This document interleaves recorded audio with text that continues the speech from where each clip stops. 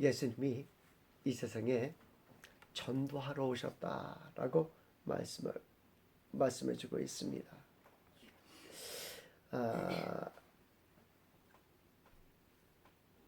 오늘 본문은 예수님께서 회당에 들어가시는 것부터 시작되는 모습을 보고 있습니다.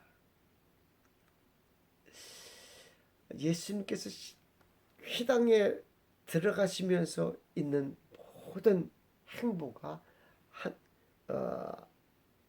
한 리듬으로 쭉 해서 이어지는 것이 오늘 본문이에요.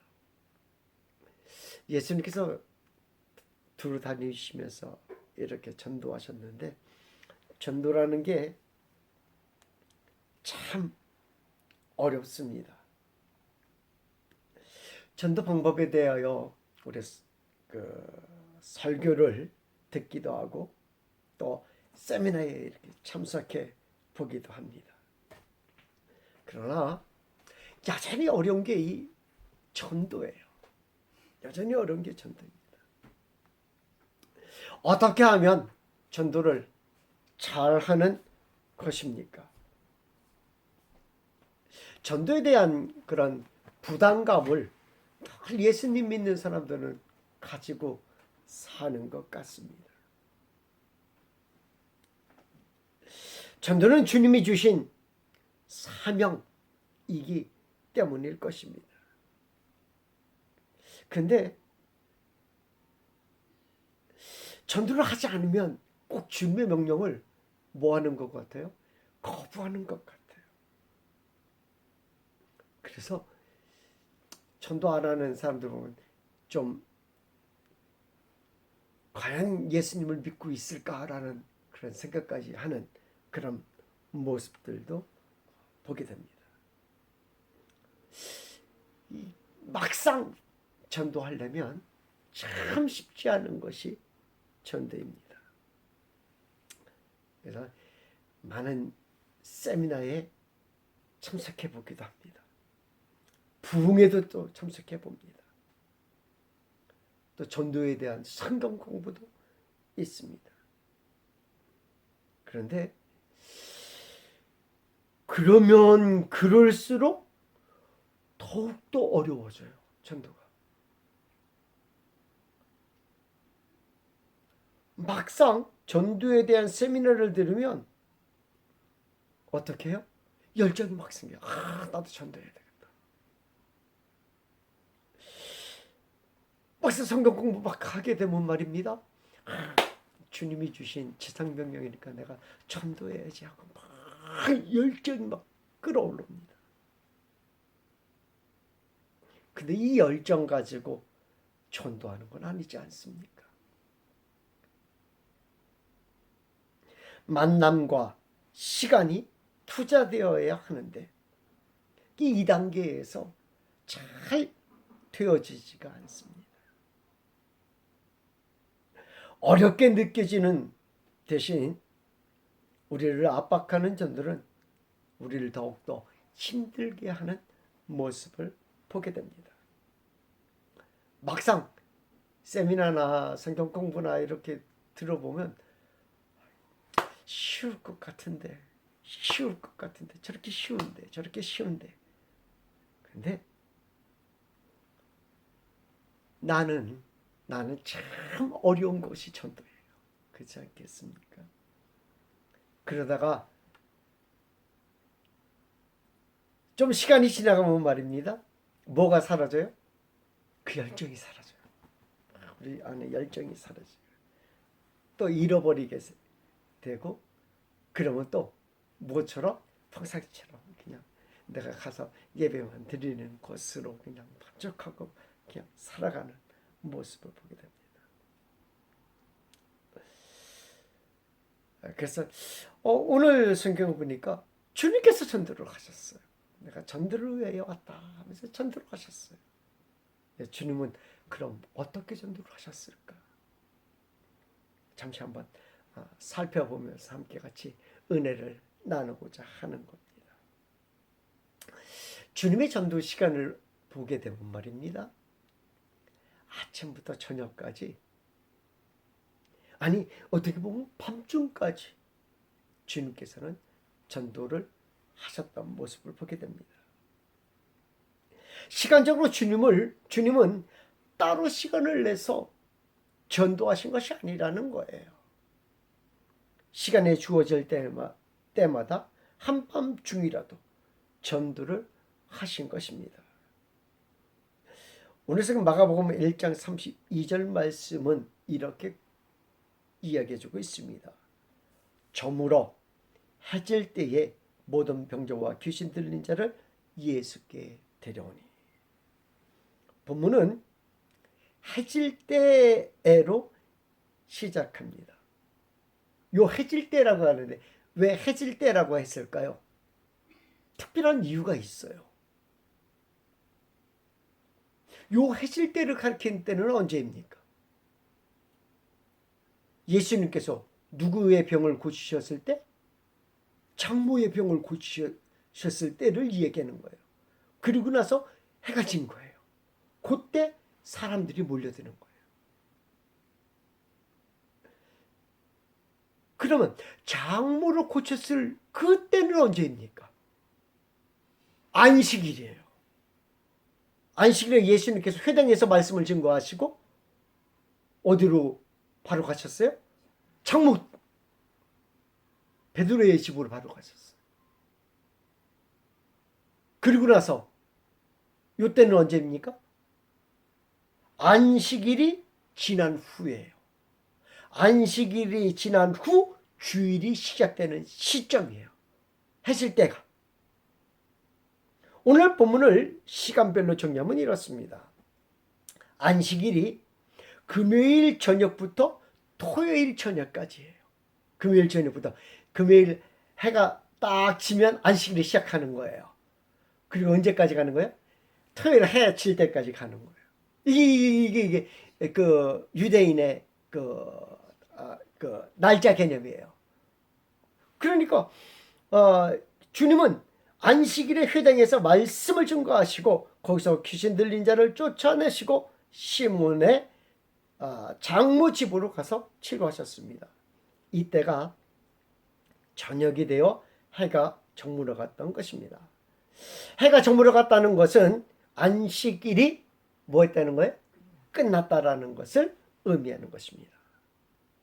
안식일이 끝났다는 것은 드디어 누구에게? 유대인들에게 무슨 시간이 온 거예요? 자유의 시간이 온 거예요. 움직일 수 있는 시간이 온 거예요. 유대인들에게. 안식일 기간에는 말입니다. 사람들이 안식일을 지키기 위해요. 굉장히 조심합니다. 그래서 어디에서 나오기를 꺼려요? 집에서 나오기를 꺼려요. 집 밖에 나가면 잘못해서 집 밖에 나갔다가 무엇을 보면 안 돼요? 부정한 것을 안 돼요. 안식일에. 그 부정한 것을 내가 보려고 보는 것이 아니라 지나가는 까마귀를 볼 수도 있잖아요. 그러면 이건 또 그냥 부정 타는 거예요. 그래서 그러면 집안에서는 그런 걸 안 보잖아요. 아예 문 닫고 있으니까. 그러니까 아예 부정 타지 않기 위해서 안 나오는 경우가 대부분이에요. 문을 탁 걸어 잠그고 그냥 안 나오는 거죠. 그러면 그 집안에서 뭐를 해도 물건을 들었다 놔도 다른 사람들이 안 보니까 그렇게 큰 지적을 안 받아요. 물론 정확하게 랍비들은 지키면서 살지만 말입니다. 미리 불을 다 켜놓고 있고 그 다음 날은 낮 시간이니까 어떻게 저절로 불이 꺼질 수 있도록 다 그 시간을 다 맞춰서 기름도 준비해놓고 다 이렇게 한다. 최근에는 뭐로 맞춰놓고 있어요? 예약 알람으로 타이머로 다 맞춰서 요즘은 그렇게 한다고 합니다. 그래서 타이머가 탁 되면 불이 다 켜지고 있다가 말입니다. 시간이 지나면 타이머가 딱 저기 하고 그렇게 하는 유대인들이에요. 그렇게 하는 유대인. 사람들은 예수님에 대한 소문을 들어 알고 있었습니다. 빨리 예수님을 만나고 싶어 했을 것입니다. 그러나 안식일에 잘못 나갔다는 죄를 짓기에 조금 참았던 것입니다. 그래서 안식일이 끝나자마자 예수님이 누구의 집에 있다는 것을 알고 베드로의 집에 있다는 것을 알고 흔하게 사람들이 몰려들기 시작한 것입니다. 그러나 안식일 후라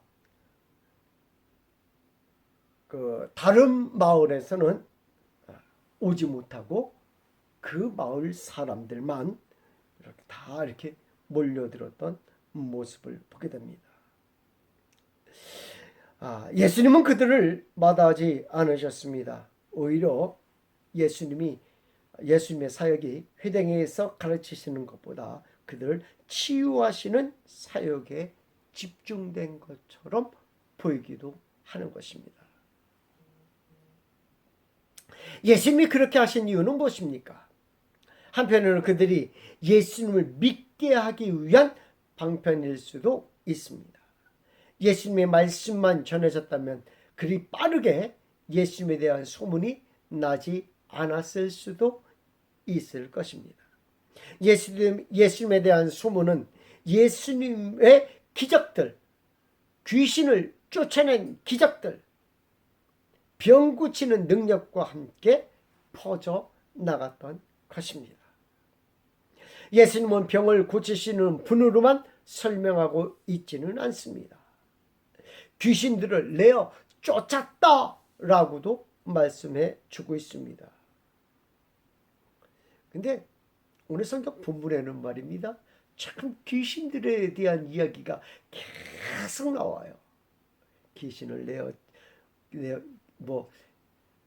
귀신에게 예수님께서 시험 받으신 일부터 시작해서 회당에서 귀신을 내어 쫓고 또 그 장모의 집에서도 귀신을 내어 쫓고 계속 귀신에 대한 얘기들이 등장하는 모습을 보게 됩니다. 23절, 34절, 39절 또 귀신들을 내쫓으시더라.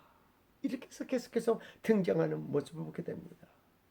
왜 본문은 귀신들에 대한 이야기가 많이 나올까요?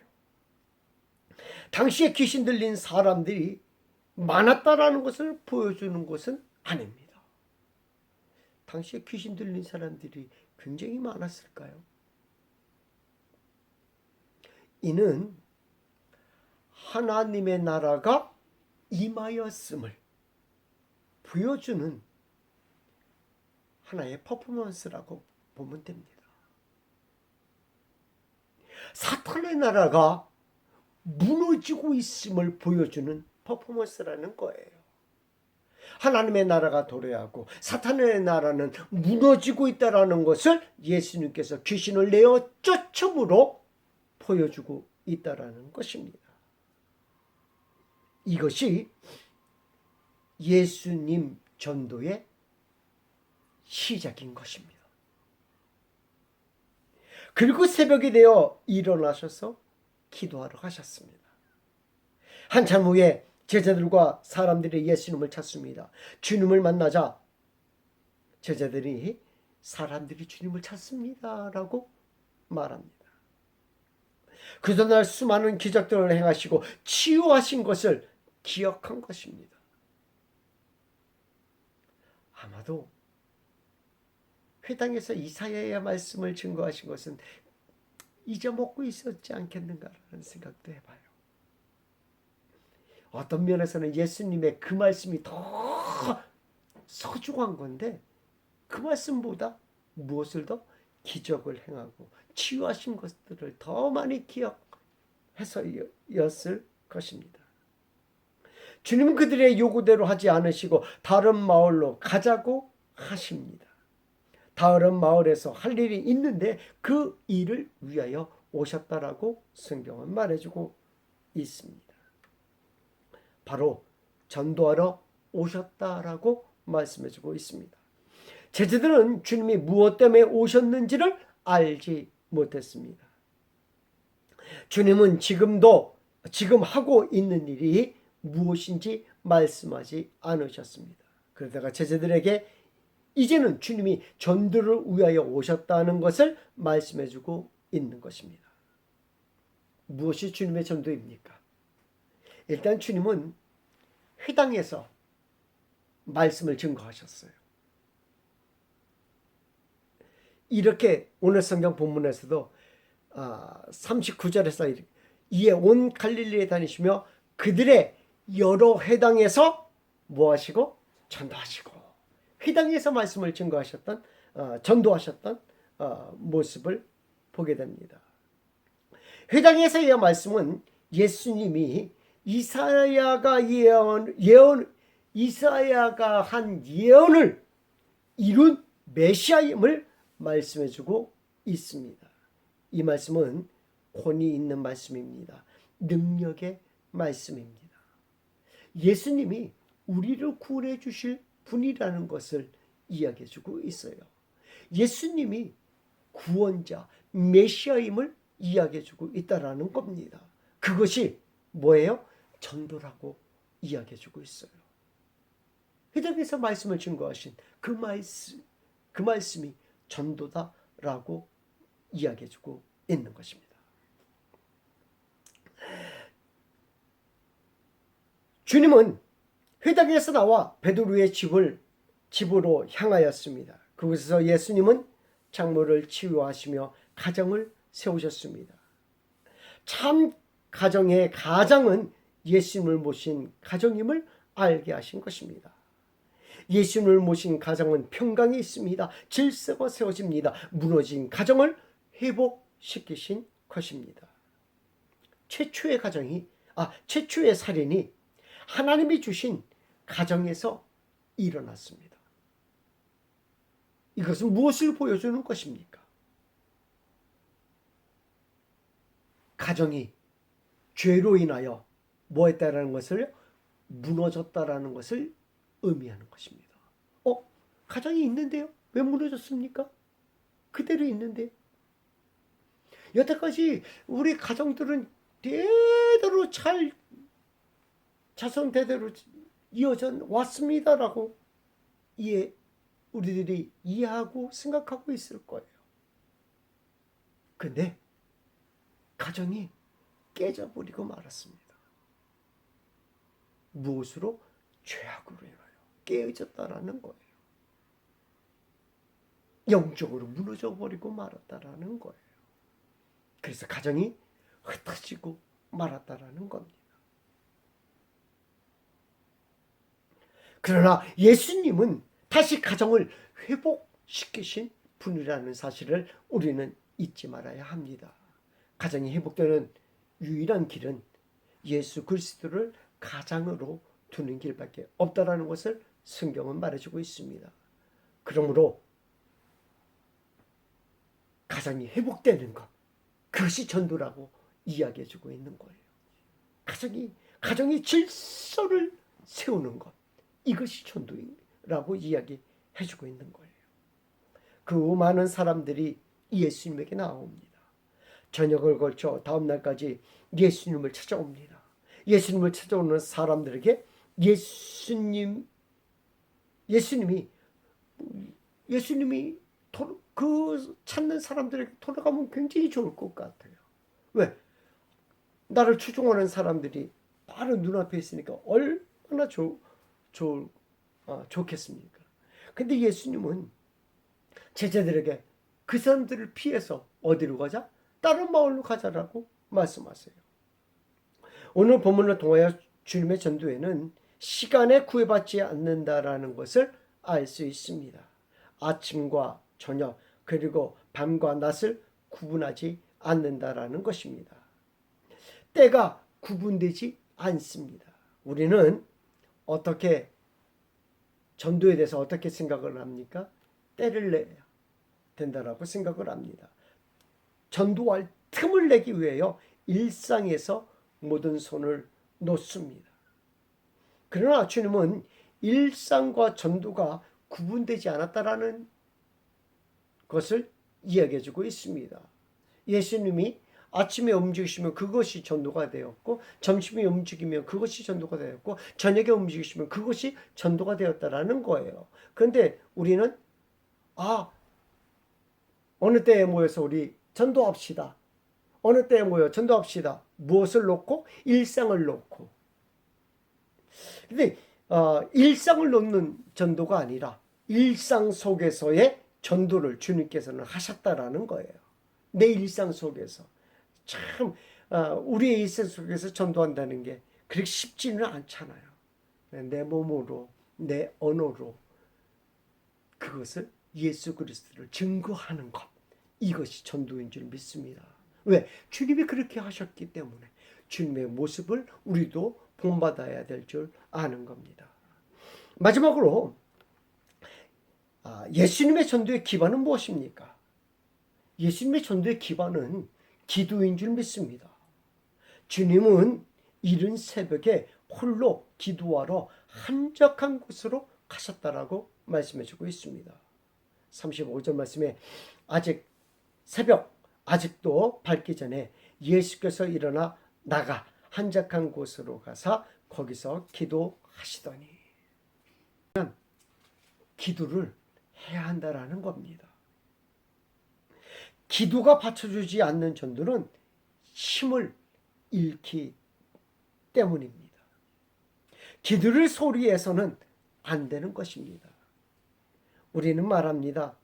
주님의 지상명령이니 나가서 전도해야 한다라는 것에 더 큰 비중을 두고 있습니다.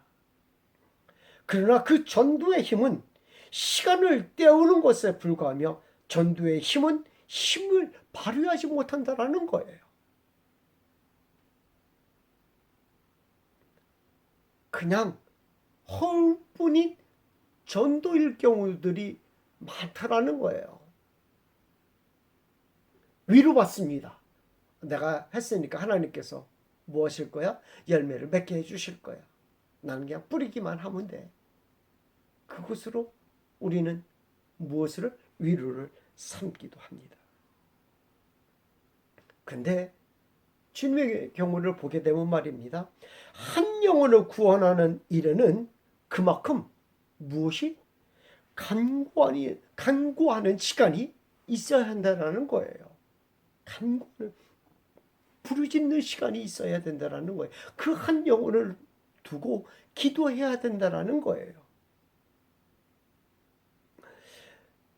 왜 다른 제자들은 주님의 기도 자리에 함께하지 않았을까요?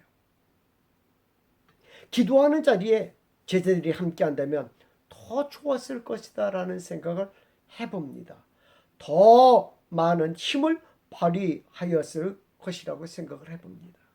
기도는 우리가 해보았듯이 어떻게 하면? 함께하면 더 힘이 생겨요.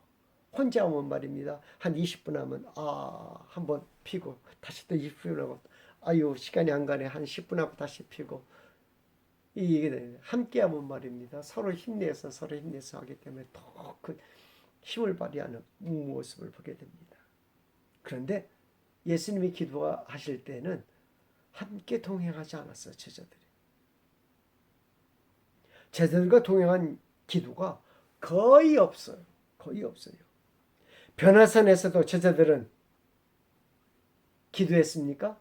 엉뚱한 모습을 보이는 거죠.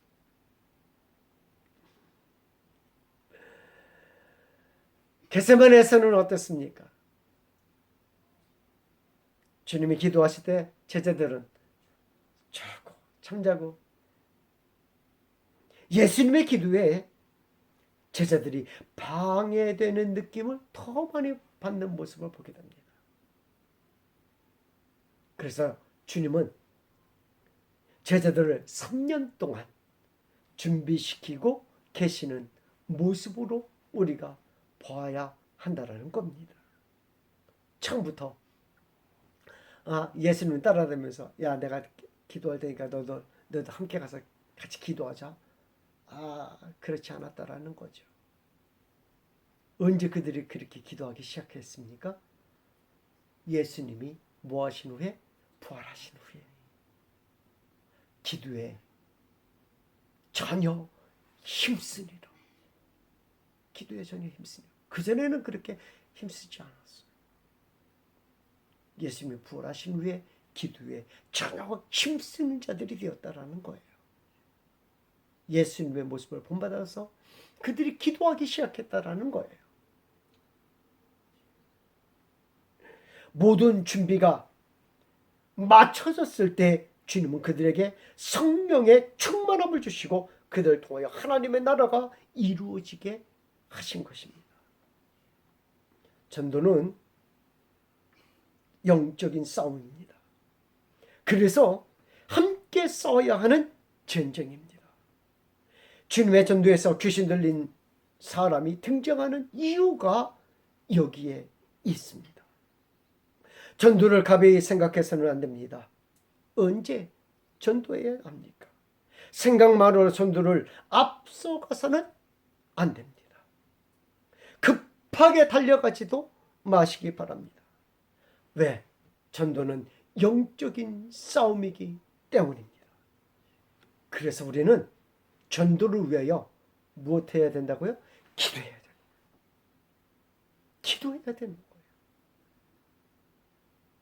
기도를 하면 때가 되면 하나님의 나라가 세워지는 거예요. 기도하면서 하나님의 나라가 세워지는 거예요. 기도하면 사단의 나라가 무너집니다. 기도하면 가정의 질서가 세워지는 것입니다. 기도하면 귀신이 떠나가고 하나님의 작은 천국들이 우리 안에 이루어지게 되는 것입니다. 전도가 기도로 준비되지 못하면 안 됩니다. 주님의 기도로 전도를 준비하신 것처럼 우리도 기도로 준비하는 자들이 되어야 된다는 사실입니다. 모든 것은 때가 있습니다. 기도할 때가 있고 전도할 때가 있고 교회를 세울 때가 있고 우리가 준비될 때가 있다라는 것입니다. 우리는 준비되었습니까? 하나님이 모세가 준비되었을 때 광야에서 부르셨습니다. 모세가 육적으로 준비된 것이 아니라 영적으로 준비되었을 때 부름을 받은 것입니다. 하나님께 준비되어 쓰임받는 성도가 되기를 주님의 이름으로 축원을 드립니다. 기도하겠습니다.